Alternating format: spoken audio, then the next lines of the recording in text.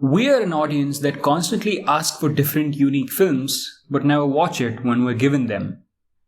I generally don't gravitate towards these kind of films, but I watched Sonchiriya and I realized that it was a welcome change. And this is why I blame myself, same as the audience who chose not to watch this film. Because it was different. I'm not particularly one for violence and gory. Same reason why I'm not a big fan of Tarantino and his movies. But this film doesn't push the line too much. The violence feels real, feels necessary, and earned. Action is prevalent not for the sake of action, but for the sake of the story. Speaking of story, the story of Sonchiriya is set in the year 1975. But it speaks of contemporary issues that plague even today's society, like the caste system, gender discrimination, and one that stuck with me even after the film. That is dharma, and what happens when that dharma is questioned. The literal translation of dharma is religion, but in the sense of the film, dharma can be considered as the way of life. This film subtly comments on how dharma creates divide. While in the film, it doesn't necessarily mean religion, it is a comment on the world today and how it deals with religion. This film is everything I expect from Bollywood films. This film has a meaning, has a message, has a story worth telling. As a film audience, we've been conditioned to like and accept only one type of films. Hence, any new attempt to be unique is instantly rejected by the majority. So what do I mean when I say that this film is everything I expect from Bollywood? As a filmmaker myself, of late I've gotten so sick of watching redundant and similar topics being tackled in so many commercial films that Sonchiriya just felt like a breath of fresh air. Now I'm not going to sit here and proclaim that I love this film just to get the views. I didn't actually like this film very much, but I still consider it to be a good film. Why didn't I like it? Like I said, I'm not one for Western type films or gangster type films. I'm more of a family drama and intense thrillers kind of guy. Even so, this film in its own structure is very well done. It comprises of all those storytelling tools that I consider key to telling a good story with a deeper meaning and not just a superficial story with no takeaway. So let's dive in and check out everything this film has done right. The film opens with the close of a dead snake. Its purpose? Twofold. Not only does it make the audience squirm in their seats and set the tone of the film from the outset, but it also acts as a metaphor, which is immediately explained in the following scene.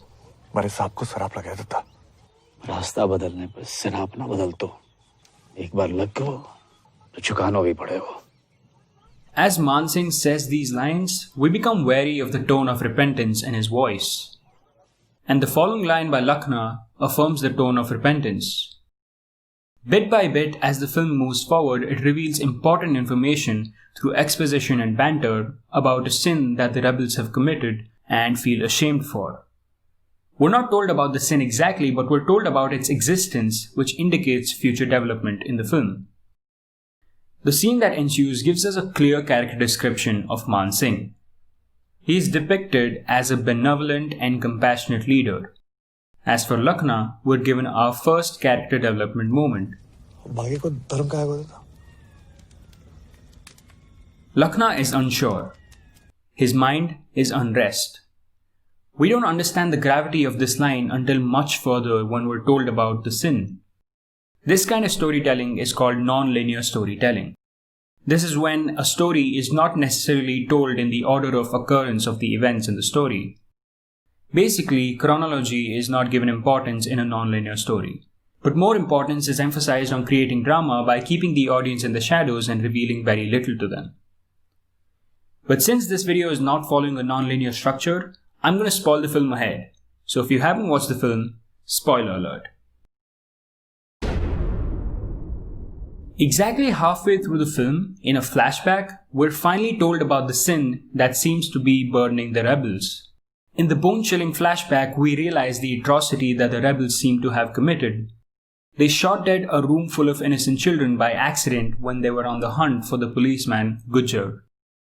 According to a rebel's dharma, They do not hurt women or children, and now they had shot dead a room full of them. Mansingh and Lakhna are petrified when they realize what they've done. Suddenly, the first 5 scenes of the film make so much more sense. A new meaning emerges from it. Guilt. Guilt is written all over their faces and in their dialogues in the first 5 scenes. In fact, guilt rears its head in multiple scenes scattered across the film. When Mansingh says these lines, he says it out of guilt. When Lakhna says these lines, he says it out of guilt. Now, the metaphor of the snake in the first shot is not just for show. Its curse is also realized when the rebels' loot is sabotaged by the police and 15 of the rebels die, including Mansingh himself. Every frame in a film should have meaning, should contribute to the story in some way, and Sonchiriya justifies it perfectly. The dead snake in the opening indicates mishap in the future, and the vultures in this shot forebode impending death.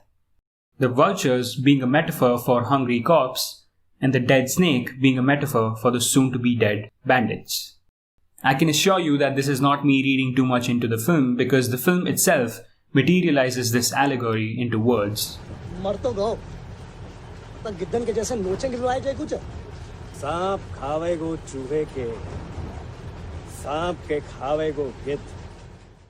Now, like any other government without a leader descends into anarchy, this group of rebels without its leader also seems to be scattered in its ideologies. The two opposing sides being Lakhna and Vakil Singh.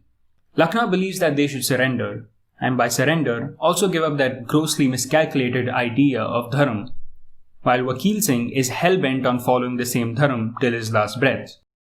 I honestly believe this is a brutal comment on the real world today. People who have experienced the ramifications of religion believe that it shouldn't exist, while many people still believe in following their religion rigorously, sometimes to the extent of fanaticism. When one single scene embodies such a strong message, you can only imagine what the entire film has to offer. Moving on, we're introduced to Indumati, who plays a major role in the main plot but has a subplot of her own, which ties in with the main plot. In the subplot, it's revealed why Indumati is traveling with this little girl who has supposedly been violated by Indumati's father-in-law. Indu, on seeing this, killed her own father-in-law for his gross act of indecency and since then has been on the run from a family who were basically seeking to kill her. Her goal is to get the little girl to a hospital so that she can live. Indumati and the little girl become a part of the main plot here, when Lakhna stands up and fights against her family who seem to be dragging her and the little girl to their end. Again, Lakhna acts out of guilt and remorse. He speaks of justice because what he himself had done was unjust. He seeks deliverance from his sin, and he believes helping save the little girl's life will be his penitence and will enable his deliverance. At this moment, tension between the two differing ideologies of Lakhna and Vakil Singh are at peak. And it is at the end of this scene that Lakhna and Vakil Singh split ways after a terrifying Western-style standoff. Lakhna and his two comrades along with Indumati and the little girl against Vakil Singh and the rest of the gang. In the following scenes, the little girl's name is found out to be the title of the film. Sonchiriya, jaake sab dhoond rahe, par jo kaho ke haath na aa rahi. By saying this, it is implied to the audience that the name Sonchiriya has a deeper embedded meaning more than just the literal meaning, golden bird.